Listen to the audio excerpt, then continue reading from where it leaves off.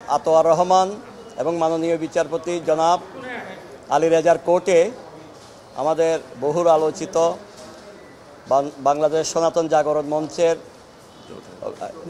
জোটের মুখপাত্র চিন্ময় কৃষ্ণ দাস ব্রহ্মচারী ওনার এই আদালত অনেকক্ষণ শুনানি করে সে 12:30 থেকে শুনানি করে এই পর্যন্ত উনি সার্বিক সন্তুষ্ট হয়ে জামিন প্রদান করেছেন, রুল অ্যাবসলিউট করেছেন। এটা রুল হিয়ারিং ছিল, রুলটা আমাদের রুল অ্যাবসলিউট করেছেন, অর্থাৎ ওনার এখন মুক্তিতে কোনো রকমের আর বাধা রইল না।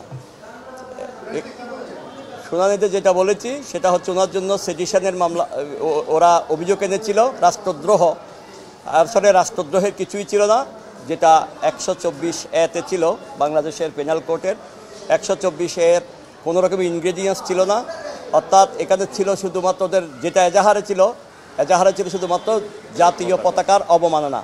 এখন জাতীয় পতাকা অবমাননার জন্য বাংলাদেশে যেটা আছে সেটা হচ্ছে 1 বছরের সাজা হতে পারে, কিন্তু উনি তো যেখানে ঘটনাস্থল, আমরা বলছি ঘটনাস্থল থেকে ওনার অনুষ্ঠান স্থল যেখানে জাতীয় পতাকা, সেখানে প্রায় 2 কিলোমিটার দূরত্ব আছে।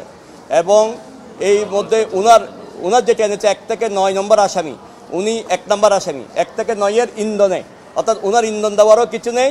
আর জাতীয় পতাকার উনি যেখানে সবসময় জাতীয় পতাকাকে সম্মান প্রদর্শন করে, বাংলাদেশের জাতীয় পতাকাকে উনি যতগুলো অনুষ্ঠান করেছেন, যতগুলো এই পর্যন্ত সমাবেশ মহাসমাবেশ করেছেন, সব জায়গায় উনি জাতীয় পতাকাকে সম্মান প্রদর্শন করে জাতীয় পতাকা নাড়িয়ে ওনার বক্তব্যের শুরুতে জাতীয় সঙ্গীত শুরু করে বাংলাদেশকে অকৃত্রিম শ্রদ্ধা এবং সম্মান দেখিয়ে উনি যেই বক্তব্যটা দিতেন চিন্ময় কৃষ্ণ দাস, সেটা হচ্ছে জননী জন্মভূমিশ্চ স্বর্গাদপি গরীয়সী।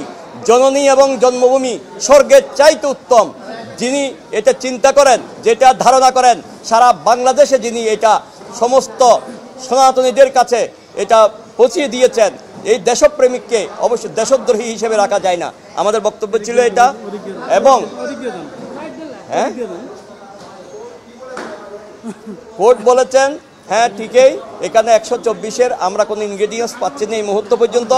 এবং এতদিন উনি 26/11/2024 থেকে জেলে আছেন। আর এখানে যেটা এজাহার করেছে সেটা হলো 25/10/2024, অর্থাৎ ওই থেকে দীর্ঘদিন ধরে কোনো রকমের পুলিশ রিপোর্ট নেই, কোনো ইনভেস্টিগেশনের কোনো রিপোর্ট নেই। এই যে এতদিন, আর উনি যে ইন্ধনের কথা বলছে, কোনো ইন্ধনের প্রমাণ এই পর্যন্ত এখানে কোনো হাজির করতে পারে যায় সরকার পক্ষ। এই জন্য সন্তুষ্ট হয়ে কোর্ট ওনাকে জামিন প্রদান করেছেন। আমরা সন্তুষ্ট আদালতের প্রতি, এবং বাংলাদেশে আইন এবং বিচার বিভাগ যে এখানে কাজ করছে তার জন্য আমরা অবশ্যই সবাই শ্রদ্ধাশীল।